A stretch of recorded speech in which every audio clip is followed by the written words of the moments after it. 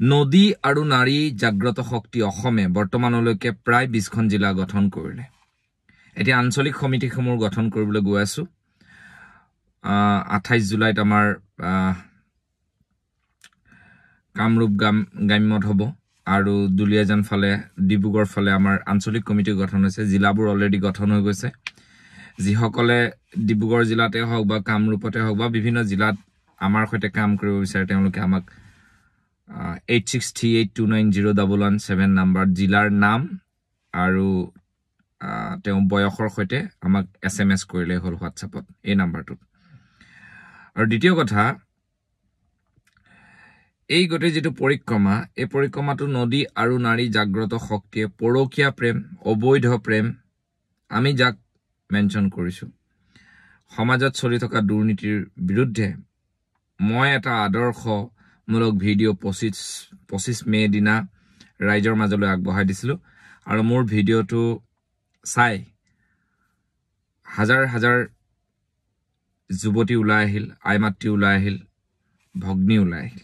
এতিয়া কথাটো হ'ল ক্লিয়াৰকে কৈ দিছো, তেজপুৰ গঠন হোৱা নাই, তেওঁলোকৰ চলি আছে কিন্তু কৰিব পৰা নাই এতিয়ালৈকে।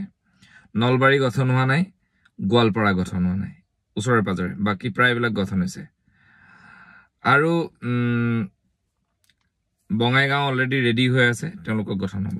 এইদিনতে মিটিং আছে। এতিয়া আমি কেন্দ্ৰীয় কাৰ্যনিৰ্বাহক বৈঠকখন বহিম গুৱাহাটীত খুব সোনকালে, ছেপ্টেম্বৰৰ হয়তো শেষত নহয় প্ৰথমত। তাৰ পিছত আমি আলোচনা কৰিম, আমি অসমৰ প্ৰশাসনিক বিষয়াসকলৰ লগত আলোচনা কৰি আমি কি ধৰণে নিৰ্মূল কৰিব পাৰি। ধৰক দুটা সন্তান আছে, সেই সন্তান দুটা এৰি বেলেগ এগৰাকী যুৱতীৰ সৈতে ব্যস্ত থকা পুৰুষসকলক, বা দুটা সন্তান আছে নিজৰ সংসাৰ এৰি নিজৰ পুৰুষ মানে স্বামীজনক মানে পুৰুষক বিভিন্ন চল চাতুৰি ভয় ভাবুকিৰে আইনৰ খুৰুঙালৈ যিসকলে নিজৰ মুনাফা আদায় কৰিছে, সেই মহিলাসকলক কেনেকৈ নাকি লগাব পাৰে তাৰ ব্যৱস্থাৰ কাৰণে বা কি কৰিব লাগিব, জনজাগৰণ কেনেকৈ কৰিব লাগিব তাৰ ওপৰত ব্যৱস্থা কৰা হ'ব। এতিয়া নদী আৰু নাৰী জাগ্ৰত শক্তি এই ভিডিঅ'টো পোৱাৰ লগে লগে বহু মানুহ আমাৰ মাজলৈ আহিছে, কোনোবা ভাল কোনোবা বেয়া, আমি কাউকো চিনি নাপাওঁ কাৰণ ভিডিঅ'ৰ জৰিয়তে আহিছে। কিন্তু আমি 10জন মানুহে যেতিয়া এগৰাকী মানুহৰ বিষয়ে ফোন কৰি কয় এটা অঞ্চলৰ যে এই মানুহগৰাকীক নাৰাখিব 10জন, তেতিয়া আমি তেওঁক বিদায় দিওঁ। এনেকুৱা বহুত উদাহৰণ আছে। আমাৰ মাজত কোনোবা ভালো থাকিব বেয়াও থাকিব। আৰু স্পষ্ট ভাষাৰে মই কৈ দিছো, শুনি লওক, এই সংগঠনটো সম্পূৰ্ণ মোৰ নেতৃত্বত চলিব। মই যেনেকৈ আদৰ্শটো দেখুৱাই দিম তেনেকৈ কাম কৰিব লাগিব। সভাপতি সম্পাদিকাসকল আছে প্ৰত্যেক জিলাত, একোখন জিলাত 3 গৰাকীকৈ সম্পাদিকা, সাধাৰণ সম্পাদিকাই 3 গৰাকী, সম্পাদিকা বেলেগ, সভাপতি মেইন সভাপতি 3জনকে ৰাখিছো। আমি অকমান ষ্ট্ৰাকচাৰটো বেলেগকে বনাইছো। আৰু ইয়াত ৰাজনৈতিক ব্যক্তিও থাকিব পাৰিব, অৰাজনৈতিক ব্যক্তিও থাকিব পাৰিব, বিভিন্ন ধৰ্মাৱলম্বী মানুহও থাকিব পাৰিব। এতিয়া বৰপেটা, ধুবুৰী বা বিভিন্ন ঠাইত মুছলমান যুৱতীসকলৰ যি নিৰ্যাতন চলি আছে, যথেষ্ট ফোন আহি আছে। মুছলমান যিসকল অগ্ৰণী ব্যক্তি আছে, মই তেখেতসকলক কম যে আপোনালোকৰ তালাকৰ জৰিয়তে বহু ছোৱালীৰ ভৱিষ্যত ধ্বংস হৈছে।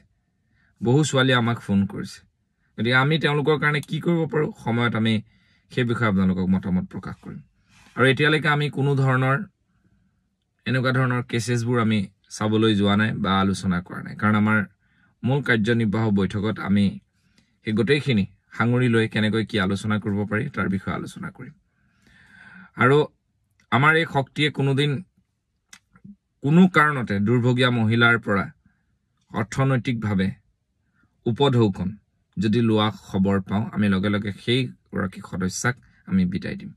বিদায় দিয়াৰ পিছত বৈকুণ্ঠ প্ৰিন্স পাঠকৰ বিষয়ে এপাত লিখি লাভ নাই।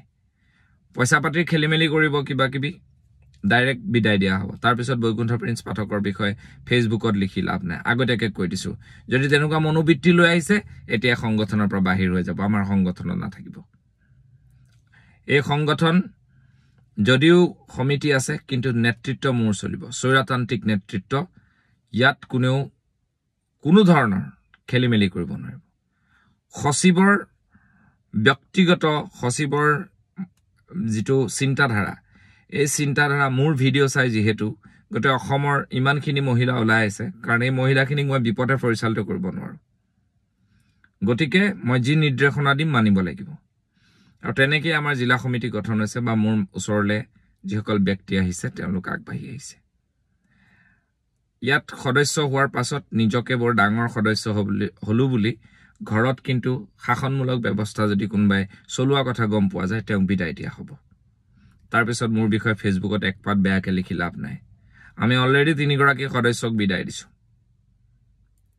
এজন যোৰহাটৰ এজন লখিমপুৰৰ এজন গুৱাহাটীৰ খেলিমেলি কৰিব আমাৰ লগত থাকিব নোৱাৰিব সিধা থাকিব আমাৰ লগত থাকিব পাৰিব গতিকে এইখিনি কথা মই লগে লগে সকলোকে জনাই দিছো কাৰণ সকলো ইমান আমাৰ সদস্য হৈ গল যে মই সকলোকে মুখেৰে ক'ব নোৱাৰো আৰু আমাৰ যিবোৰ কাম হ'ব আমি ফেচবুকত ওপেনলি দিম এতিয়া মই যেনেকৈ কৈ আছো তেনেকৈ সকলো কথা গম পাই থাকিব আমি সেপ্টেম্বৰৰ পিছত আমি সমাজৰ বিভিন্ন স্থানলৈ যাম বিভিন্ন সমল ব্যক্তিসকলৰ সৈতে আলোচনা কৰি কেনেকৈ ধৰণৰ কি কৰিব পাৰি চৰকাৰৰ লগত আমি আলোচনা কৰি কেনেকৈ কি কৰিব পাৰি গোটেইখিনি আলোচনালৈ আমি যাম আমাক কেইদিনমান সময় দিয়ক বহুত ফোন আহি আছে কাৰোবাৰ ফোন ৰিচিভ কৰিব পৰা নাই ক্ষমা কৰিব এইখিনি মোৰ কথা আছিল ভাল কাম কৰিবলৈ নেতৃত্বৰ আদেশ ল'ব নালাগে স্বৈৰতান্ত্ৰিক নিৰ্দেশনা ল'ব নালাগে বেয়া কামতহে মোৰ এইটো প্ৰয়োজন হ'ব বুজিছে নহয় ভিডিঅ'বিলাক মই এতিয়াই দি থৈছো পিছত আপোনালোকৰ দৰকাৰ হ'ব পাৰে ধন্যবাদ জয় অসম যিসকলে ভিডিঅ'টো চালে